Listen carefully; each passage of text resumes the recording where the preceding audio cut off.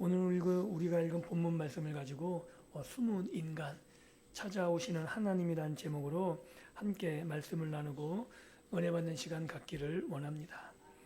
오늘 우리들이 함께 살펴볼 본문은 에덴 동산을 배경으로 하고 있습니다. 한번 창세기 3장의 에덴 동산을 머릿속에 좀 그리셨으면 좋겠습니다. 아마 해는 서산으로 기울고 하루 열기가 식어가는 서늘한 저녁, 바람이 불 때였을 것으로 생각됩니다. 평소 같으면 이 시간은 아담과 하와에게 하루 중 가장 기다려지는 시간이 아니었을까 생각합니다. 왜냐하면 하나님이 늘 찾아오시는 시간으로 보여지기 때문입니다. 황금빛 노을 사이로 불어오는 바람은 아마 부드러웠을 것이며 저 멀리서 들려오는 하나님이 거니시는 그 소리는 아담과 하와에게는 설레임, 기쁨, 행복의 순간이었을지 모릅니다. 그런데 오늘 본문의 8절에서 기록한 그날은 전혀 다른 날이죠.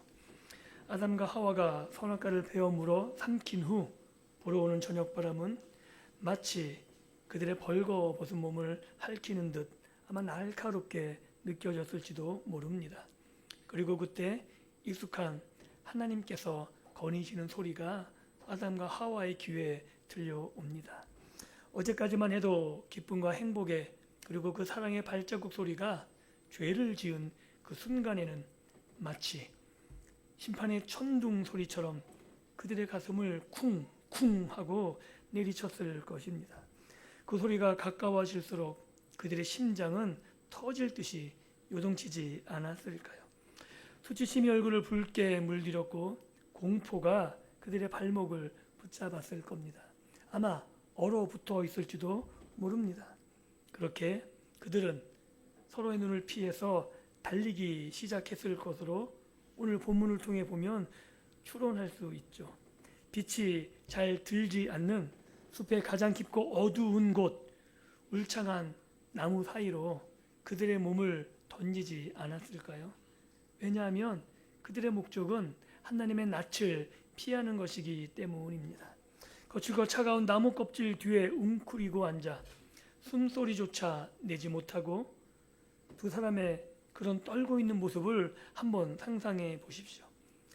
그들이 가리긴 가렸는데 무화과 나무 잎으로 급하게 엮은 치마와 몸을 가리는 그 모습 얼마나 초라하고 보잘것 없었겠습니까? 이 이미지, 바로 이것이 죄가 만들어낸 인간의 첫 번째 모습입니다. 하나님과 함께 거닐던 하나님이 에덴 동산을 아담과 하와에게 맡기셨죠.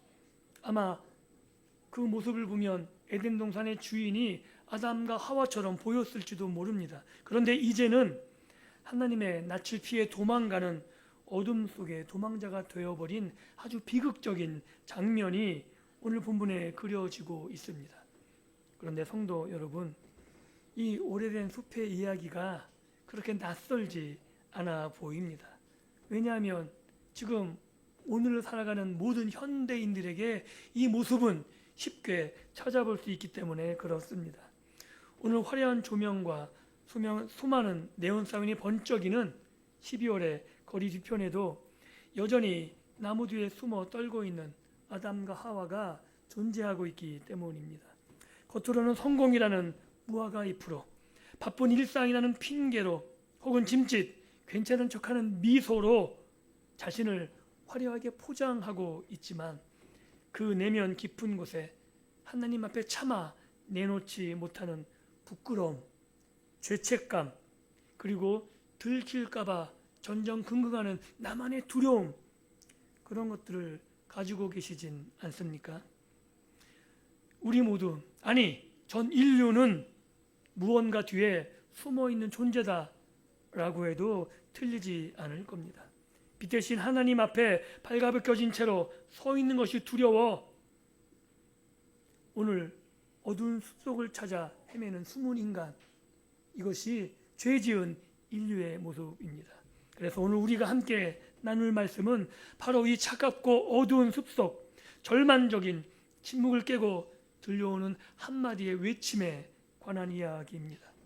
죄로 인해 어둠 속에 숨어버린 우리를 포기하지 않으시고 그 숲속까지 천천히 걸어 들어오신 하나님의 추적, 그리고 그 집요하신 은혜로운 사랑의 이야기가 오늘 본문에 잘 나타나 있습니다.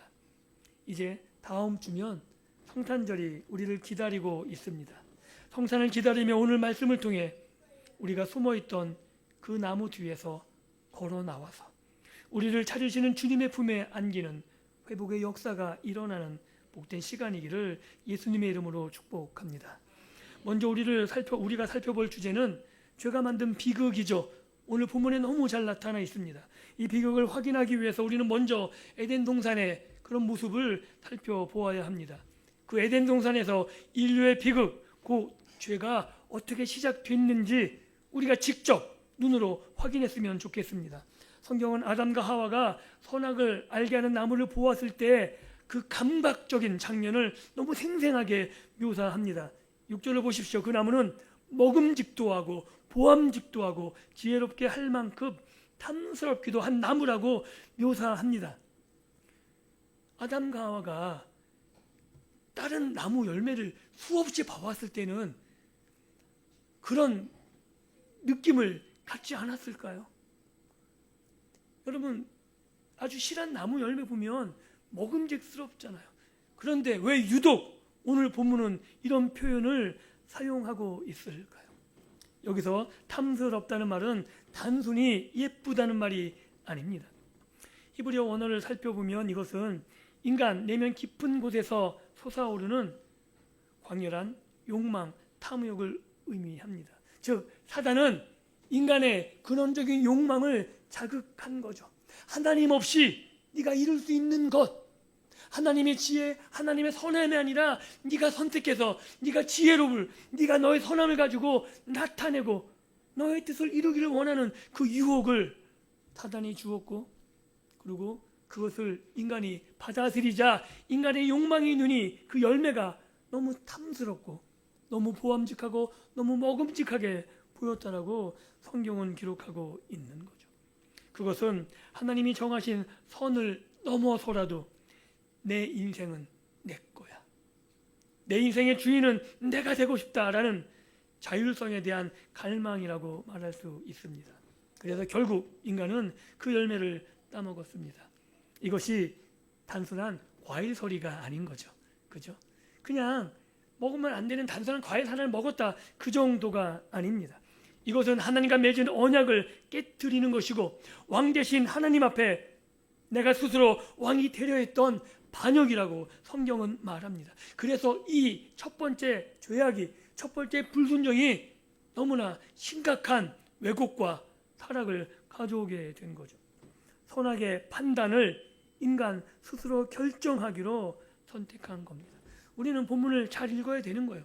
사단이 뭐라 유혹했냐면 내가 하나님의 능력을 갖는다가 아닙니다. 내가 하나님처럼 지혜로워진다가 아니에요.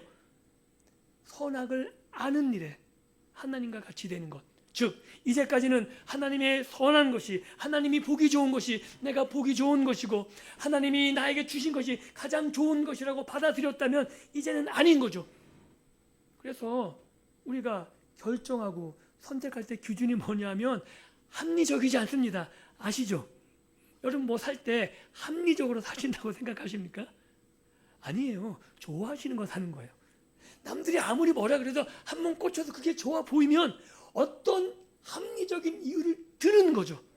왜요? 좋으니까. 이게 아담과 하와가 내린 결정이라고 성경은 말하고 있는 겁니다. 그래서 중요한 건 그 결과가 어떻게 되었느냐. 선악을 결정하게 됐어요. 하나님같이 된 거라고 말하는 거죠. 그런데 중요한 건 사단이 유혹한 것처럼 정말 더 나은 선, 더 나은 지혜를 얻었느냐? 아니라는 겁니다. 하나님과 같이 됐어요. 선악을 내가 결정해요. 그런데 그 마지막은 멸망이라는 비극이 인간에게 찾아왔다는 겁니다. 그들이 기대했던 선과 지혜 대신 찾아온 것은 수치심과 죄책이었습니다. 7절에 이에 그들의 눈이 밝아져. 여기까지는 좋았어요. 밝아졌어요. 그래서 어떻게 돼요? 처음 느끼는 결과가 자기가 벗은 줄을 알았고, 그들이 가진 것은 수치심이고 죄에 대한 그 죄책, 이것이 그들을 감쌌다고 말하고 있습니다. 죄가 들어오자 그리고 인간은 서로를 있는 그대로 바라보지 못하게 되었죠. 부끄러운 거예요. 이전에는 그런 감정이나 수치심 없이 벗은 것을 전혀 알지 못하고 하나님이 주신 것을 오롯이 누리며 기쁨과 즐거움에 살았다면 이제는 서로를 바라볼 때 수치심을 서로가 알게 된 거죠. 그리고 그들은 서둘러 그 수치심을 가리기 위해서 무화과 나무 잎을 엮어 옷을 가립니다. 과연 그들이 가렸던 이 무화과 나무 잎이 무엇을 의미하겠습니까? 이것은 인간 자신의 죄와 부끄러움을 가리기 위해 스스로 인간이 만들어낸 첫 번째 노력이죠. 그 이후 모든 인간의 활동은 자신의 수치와 자신의 죄책을 가리는 노력이라고 말할 수 있는 겁니다. 오늘날 우리들에게도 이런 무화과 나무 잎이 있지 않을까요? 어떤 이에게는 그것이 남들에게 인정받으려는 성공일 수 있습니다. 어떤 이는 나의 죄책 수치를 가리기 위해서 더 도덕적인 행실로 자신을 포장할지 모릅니다. 그리고 더 나은 삶이라고 나를 나타내기 위해서 종교적 열심을 가질 수도 있습니다. 우리는 끊임없이 나를 포장하기 위해서 내 내면의 허무, 죄책감을 가리기 위해서 끊임없이 노력하는 삶을 살아가는 거죠. 하지만 알고 계셔야 하는 겁니다. 이 무화과 나무 잎사귀가 곧 말라 비틀어지듯이 인간의 노력으로는 인간의 근원적인 수치를 가릴 수가 없는 거죠. 그래서 결국 인간은 어떻게 합니까? 무화과 나무 잎으로 가려도 안 되니까 그들이 한 행동이 8절에 나오죠. 여호와 하나님의 낯을 피하여 동산나무에 숨은지라. 이것이 바로 타락한 인간의 아주 적나라한 모습입니다. 숨어있는 인간의 모습. 죄는 우리를 하나님으로부터 도망치게 만듭니다. 하나님을 두려워하고 관계를 단절시키는 겁니다. 이 순간 여기서 성경이 끝났다면 인간은 절망으로 끝났을 겁니다. 그런데 성경은 인간을 절망으로 끝내지 않죠. 그리고 놀라운 장면이 그 이어 벌어집니다. 바로 우리가 두 번째로 살펴본 주제, 찾아오시는 하나님을 만나게 되는 거죠. 그래서 창세기 3장 9절에 이렇게 기록해요. 아담아, 내가 어디 있느냐? 사랑하는 성도 여러분, 인간이 범죄하고 숨었을 때 하나님은 어떻게 반응하셨습니까? 공의로우신 하나님이시기에 하나님의 약속대로 정령 죽으리라 라는 말씀대로 심판하시고 인간을 멸망시킬 수도 있었습니다. 아마 창세기 3장으로 끝내고 새로운 인류를 만드는 게 훨씬 더 나은 선택일 수 있었을지 모릅니다. 그러면 우리가 익히 알듯이 그 아들을 이 땅에 보내는 그러한 일도 안 할 수도 있었죠. 그런데 본문 구절은 놀라운 장면을 보여줍니다. 하나님이 인간을 죽이시지 않고 아담을 찾고 부르시는 거죠. 그에게 이르시되 내가 어디 있느냐? 이 질문은 단순히 숨바꼭질 노름이 아닌 거죠.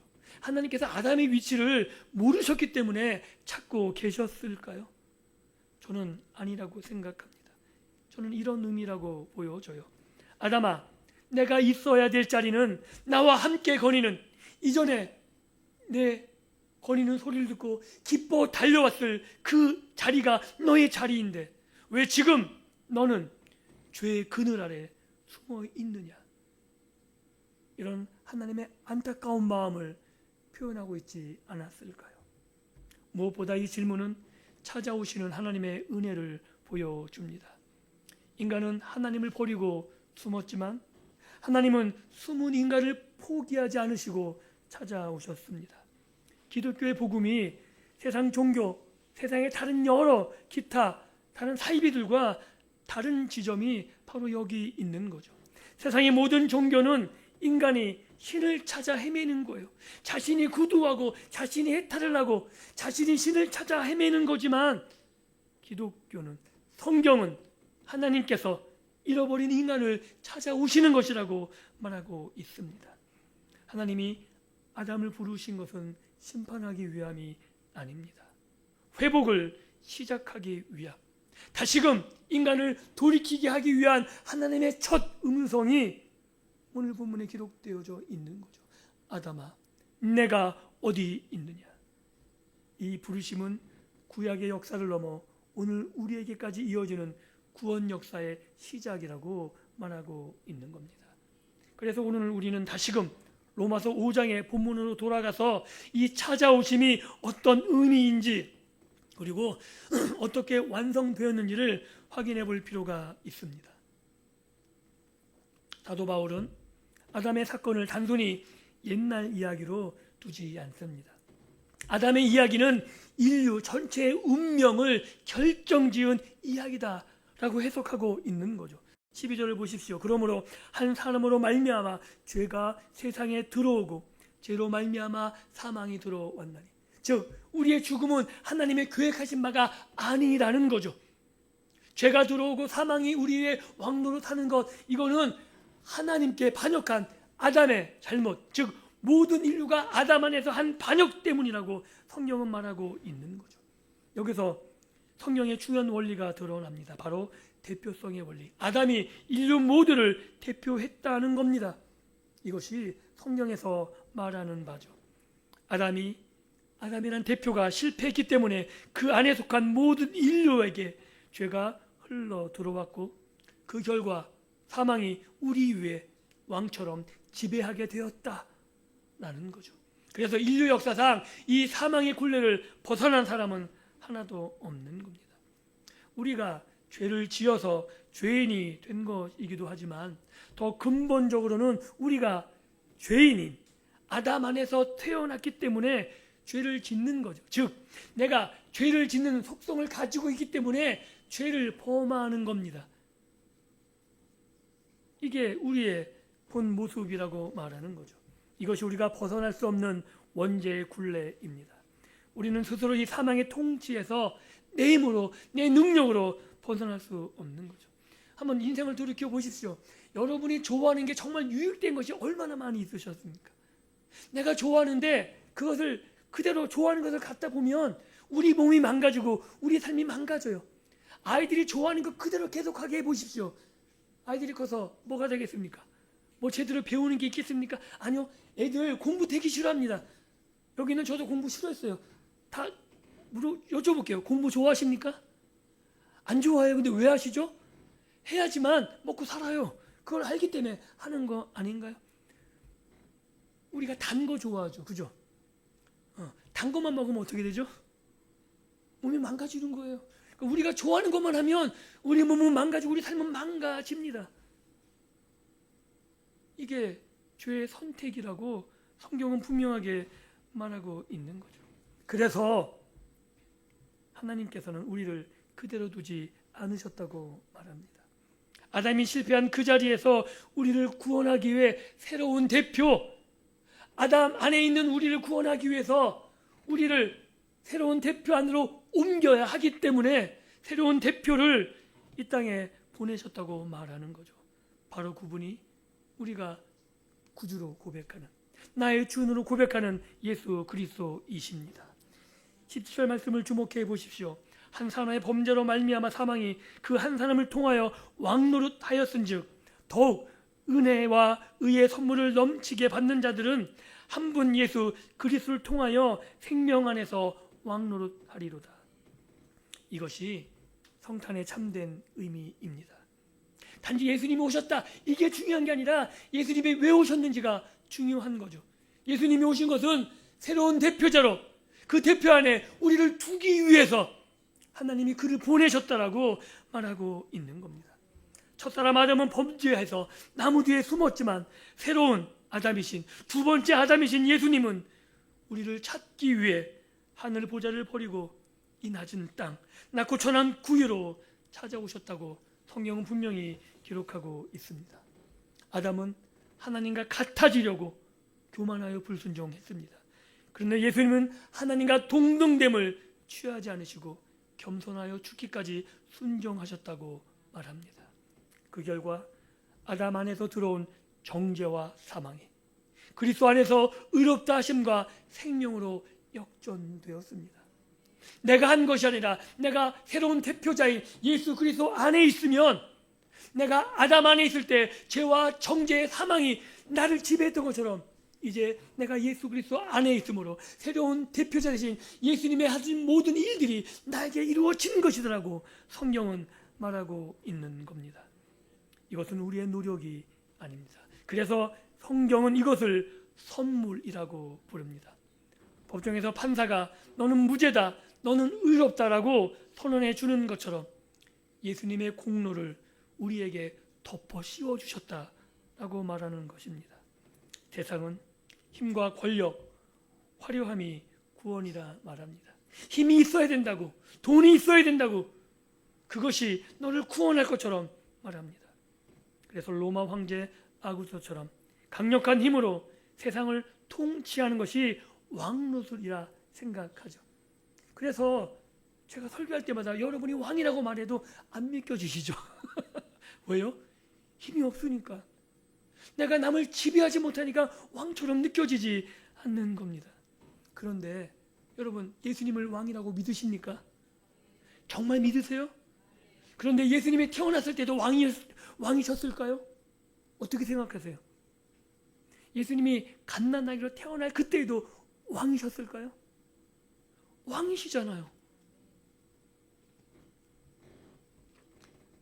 이게 얼마나 중요한 거냐 하면, 예수님은 가장 적고 연약한 아기 모습으로 오셨음에도 왕이셨고, 십자가로 희생한 그 순간에도 왕이셨고, 진정한 생명의 왕 노릇이 무엇인지 보여주신 겁니다.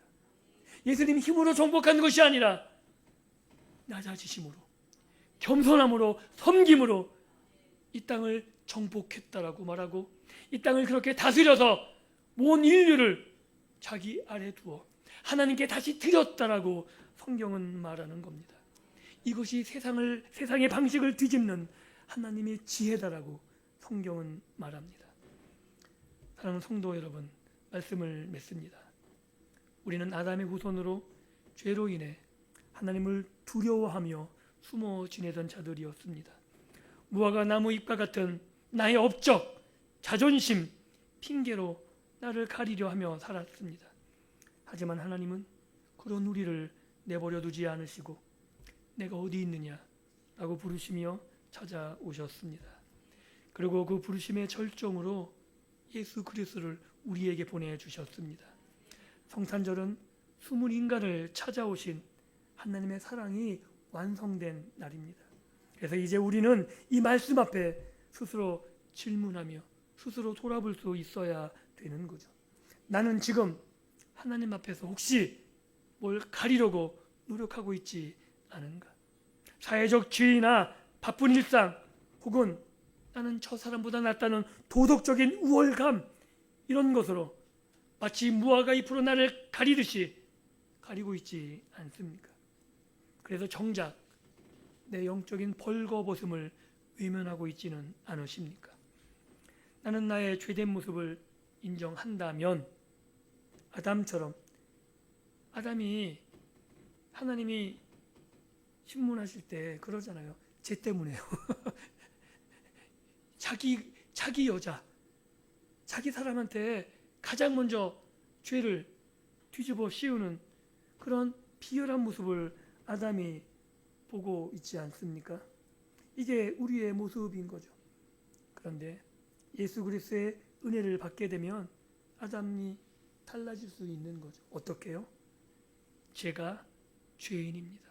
남을 비난하는 것이 아니라 하나님 앞에 나가 내 벌거벗은 그대로 나를 드러낼 수 있는 겁니다. 제가 하나님을 떠나 숨어 있었습니다 라고 정직하게 고백하게 되는 거죠. 찾아오신 주님을 나의 새로운 대표로 모신다면 우리의 모습이 달라집니다. 사망이 왕노릇하던 옛 삶을 청산할 수 있게 되는 것이고, 이제 예수 그리스도가 주는 은혜와 생명이 내 삶을 다스리도록, 내가 나의 삶을 주님께 맡기면 내가 주님의 왕노릇을 내 삶에 펼쳐낼 수 있다라고 말하고 있는 겁니다. 하나님이 오늘도 우리에게 묻고 계십니다. 내가 어디 있느냐? 이 물음은 우리를 혼내려는 것이 아닙니다. 우리를 안아주시고 우리를 회복케 하기 위한 사랑의 초대입니다. 이제 더 이상 그런 나를 가리려고 하는 무화과 나무 잎에 숨지 마십시오. 스스로 만든 조잡한 그런 나를 가리려는 그 모든 것에서 자유하십시오. 그리고 우리를 찾아 낮고 낮은 곳까지 오신 예수 그리스도, 그분께서 입혀주시는 의의 옷을 입으십시오. 그렇게 될 때 우리는 사망의 두려움이 아니라 생명 안에서 왕 노릇하는 참된 기쁨을 누리게 될 것입니다. 그래서 내가 힘이 없어도 예수님을 따라서 나의 가정을 사랑으로, 섬김으로, 낮아짐으로 다스립니다. 그렇게 될 때 나의 가정이 천국이 되는 것이고, 나의 일터를 섬김으로, 사랑으로 다스릴 때 힘 있는 자가 구원을 이루는 것이 아니라 여러분의 섬김이 여러분의 일터에서 하나님의 구원을 이뤄가게 될 것입니다. 그래서 이제 매년 다가오는 성탄절이 그냥 연례 행사가 아니라 나를 찾아오시는 하나님의 손길을 경험하는 그런 성탄절이 되시고, 그로 말미암아 정말 나 때문에 내가 예수님처럼 왕노릇함으로 우리의 가정이 성탄의 참된 기쁨을 누리고 나를 만나는 모든 사람들이 하나님의 참된 사랑의 은혜를 경험하는 복된 성탄절의 삶을 누리며 살아갈 수 있기를 예수님의 이름으로 축복합니다. 기도합니다.